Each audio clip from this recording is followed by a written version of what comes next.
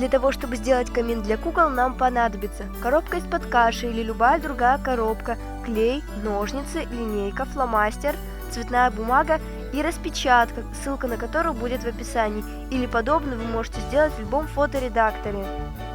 Сначала найдите середину вашей коробки и отметьте там точечку. Затем определитесь с высотой вашего камина. Мой камин в высоту будет 10 см.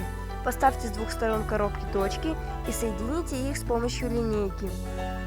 Затем на этой полоске поставьте еще одну точку и соедините его с точкой внизу, чтобы разделить коробку пополам. Также с двух боков коробки отметьте по 2-3 см и тоже соедините их с помощью линейки.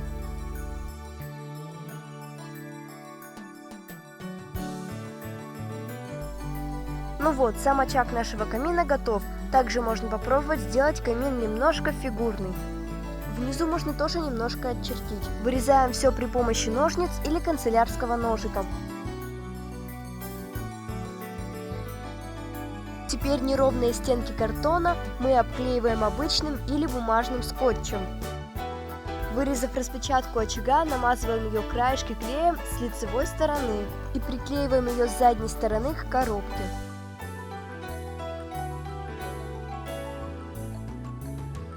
Если донышко коробки у вас расклеилось, то подклейте его, а верхнюю сторону коробки оставьте.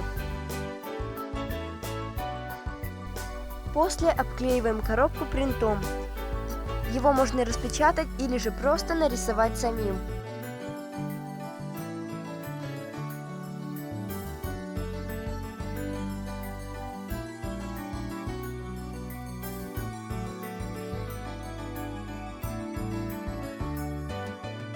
Из картона для украшения я решила вырезать такую непонятную фигуру и приклеить ее над очагом камина. Я решила это сделать, чтобы прикрыть некоторые неровности, и камин смотрелся более изящно.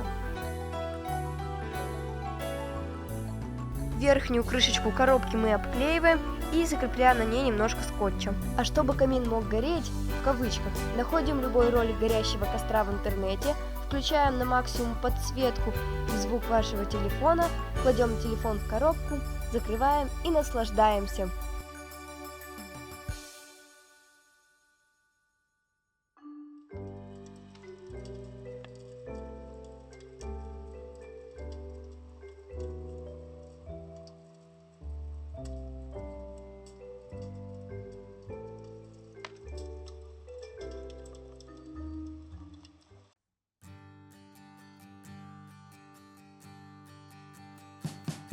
We wish you